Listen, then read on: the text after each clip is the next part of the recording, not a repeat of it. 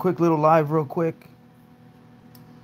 Uh, let's talk about boxing IQ. Oh man, me and Cholo Trucker, Big Dave, we always talk about IQ, man. What fighters do in different situations, man. So let's just I'll get it started in a couple minutes, but yeah.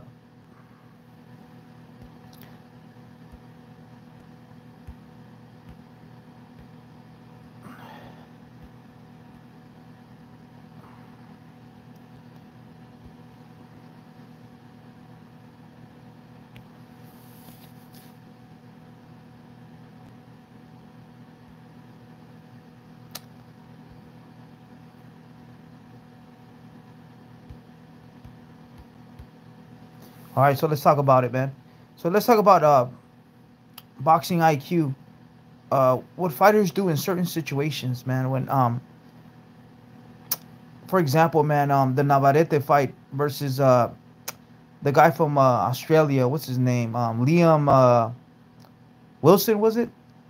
Whatever. Last fight, last Friday. Navarrete, man, he showed great heart of a champion. He moved up in weight.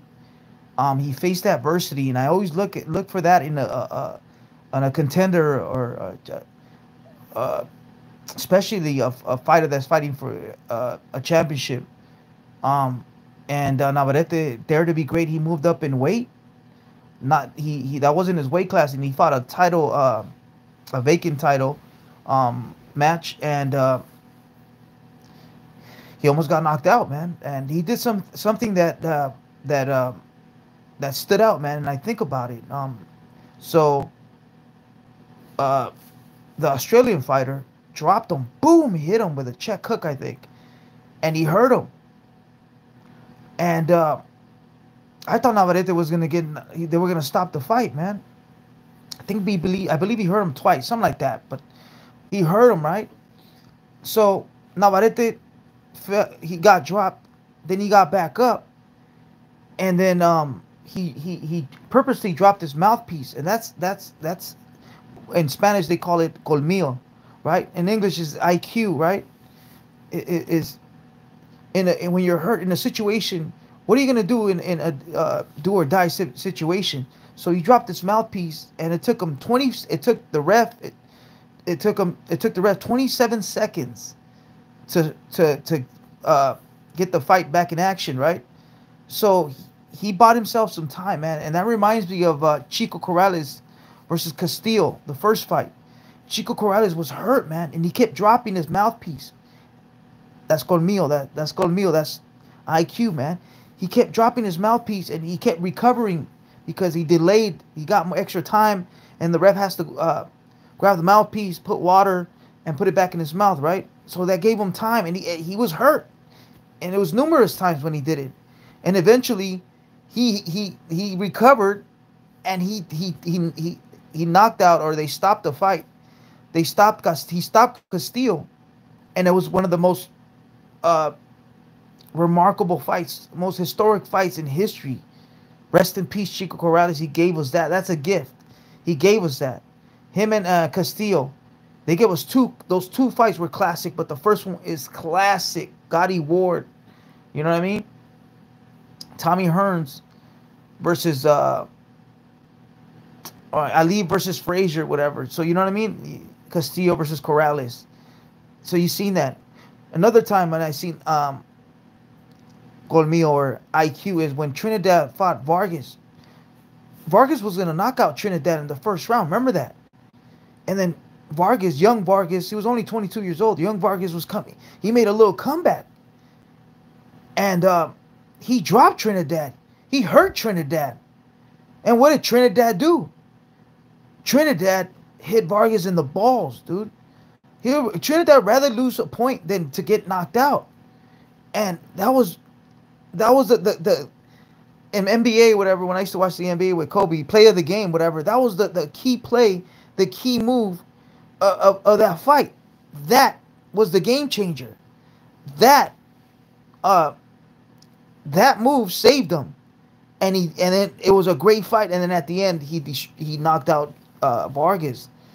Vargas was only 22 years old. Trinidad was 27 years old. But you see how the Chico Corrales, he won the fight because he dropped the mouthpiece numerous times. Trinidad, boom, kept hitting Vargas low blows. He said, "You're not gonna knock me out. I'd rather take points out than to knock me out." And we've seen it with Vaquero. We've seen fighters kneel, take a knee. I believe Tim Bradley took a knee versus what was the Russian name? Polarnikov? Yeah, the Russian. He was training with Freddie Roach. Tim Bradley took a knee. Who else? You've seen Tyson Fury take knees, take his time, takes his time.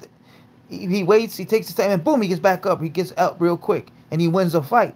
Look what happened when he fought Deontay Wilder the first fight. It looked like he got knocked out. He waited, and boom, he popped back up, and he won the fight. Oh, and it was a draw, right? I think it was a draw. I forgot, man. But he was always, when he fought Deontay Wilder the first two fights, he was hurt. He takes his time, and then he gets back up. Yeah, man.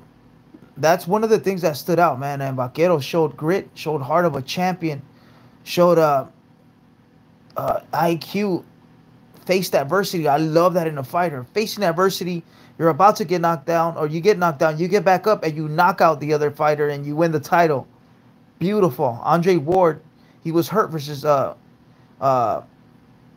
what's his name? Andre Ward versus the Russian, AK-47. The Crusher, I'm sorry. The Crusher. Kovalev. Andre was hurt, man. And he fought, got back up, faced adversity, and he won the fight. I love that in the fighter, man. Brian Garcia showed it. When he fought Campbell, he got hurt, got back up, faced adversity, and he knocked out Campbell with a body shot. So I look at things like that in a fighter, in a young fighter, in a championship fight, a fighter moving up in weight, just someone that's coming up, and veterans. I mean, I look at in a fighter, period. I look at that, and Vaquero shows something, man. He does things technically that you don't supposed to do, but it works for him, dude. How do you train for a guy like that? Like, for example, Manny. He did things that you don't suppose, fundamentally, you don't, those are the things you don't do. But Manny got away with it because it's just, I don't know, you're blessed with an awkward gift. Pacquiao was phenomenal. And Vaquero, man, it's just, that rhythm, it's just a different type of rhythm. Salvador Sanchez had a different type of rhythm. And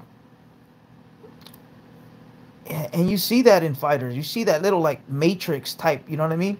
Like, it gets slower, like Nonito Donaire when he's the Flash, when he was in his prime. Everything slowed down. When Canelo fights, and then he does things like his defense, he does things and it slows down. It's so fast that it slows down. Like, it's just like that little bit of matrix, you know what I mean? And I seen some stuff in Vaquero, man. It's just weird. But hats off to him. It was fire, man. What a fight, man. I think it was Liam Wilson from Australia. He gave a heck of a fight. And he is going to come back, man. And Vaquero, there to be great, moved up in weight. He moved up, what is it, 2 pounds or 4 pounds? Something like that. But 2 pounds is a lot, man. That's why when he knew he's going to move up to 122 and he's going to fight Fulton, dude, he's moving up, what, 2 pounds, 4 pounds, something like that. Dude, that's a lot, man. Especially, you're not gonna get a in-between type of fight to see where you're at type of fight. You're just gonna fight Fulton, the champion. That's daring to be great. That's Canelo-ish. Canelo moved up to 75. He fought old Kovalev a couple years before. That doesn't count. But he fought, and he didn't get a warm-up fight to see where you're at. And you can see Canelo faded out in the last rounds. So that's an indicator right there that he wasn't used to the weight. So that could happen in Inoue. And that's what happened to Vaquero. He said it in an interview. He was slow. He felt slow because that's not his weight class. That's what happens when you have to fight a tomato can to move up, and then you fight for a title eliminator or a title match or a vacant title, whatever. So that was fire, man. What a fight. We had the women's fights, the Mexican versus the Puerto Rican. I forgot the name. So we got that fight. We had this one. We had the Beterbiev versus Yard fight, and then there's more little fights coming up. Is the Ryan Garcia fight gonna happen? Nah, I don't think so, man. I don't think so. Ryan Garcia versus Tank, I don't think so, man. So, but we got some good fights, man, coming up. There's an Armenian fighter that used to train with Robert Garcia. I'll break it. I'll put it in the comic section. He's gonna fight the Panterita Neri from Tijuana. That's a good fight. We got the Inui fight versus Fulton. We got I forgot the other ones. Bear with me, guys. It's late at night, but I'll break it down even more. But I just wanted to talk about Colmillo or IQ, especially in do or die situations. I want to see how you respond. Like Trinidad, boom, hits you low blow, whatever it takes, man. Whatever it takes to win. The Secrets of War, Machiavelli, Sun Tzu. You got to do whatever it takes to win. Trinidad used to do that. Chico Corrales versus Castillo won. Whatever it takes. Drop the mouthpiece 10 times. Who cares if they disqualify me or they take points? At least I don't get knocked out. And Chico Corrales won the fight. IQ, Colmillo, Vaquero, he did it. And the do or die, he's knocked out. This is it's not like he's in all his senses. He's on Queer Street, dude. They're all on Queer Street and they do it. How do you train for this? You don't train for this. This is in your heart. This is in your DNA. This is in your genes. You know what I mean? I say this is what I say. I'm gonna end it like this. Some fighters are blessed with one of three things. Some of them have three things. A chin. Yeah, you could work out your neck. You could get in great shape. You'll get a chin. But some fighters are just blessed with a great chin, especially the elite fighters. You got to have a great chin to be an elite fighter. The Triple G's, the Canelos, the Sugar Shane Mosley, the De La Hoyas, Mayweathers, etc. You really think about it, the elites have, the ones on top have great chins. Power. You could train for power. You could work out and get power, get more explosive and all that. But some fighters are born with power. Deontay Wilder, Cesar Chavez, Pacquiao, Triple G. Born with power, natural power. So you're born with a chin. You're born with power, and you're also born with natural ability. Just reflections of a cat, like Floyd Mayweather, Canelo, who else? Tyson. It's just this matrix that it slows down. They see it before it comes. It's just like everything turns slow. Nonito Donaire, Pacquiao, and some of them have all three, dude. Sugar Ray Leonard, you know what I mean? Ali, great abilities, man. And some fighters don't have it. Some fighters have all three. Some fighters have 1, 2, 3. So, yeah, man. I think those are the three things you're born with. Let me know in the comment section if there's more. But yeah, that's all I got right now. Yeah, I'll check in with you guys. But check me out on Los Tres Chingones Boxing on Wednesdays in Spanish, and on Fridays in Spanish. I mean in English with Cholo Trucker, and Spanish with Dave. So catch me here. I'll break down some stuff, and I'll catch you on the next one. Mike Angelino Boxing. I'm gone.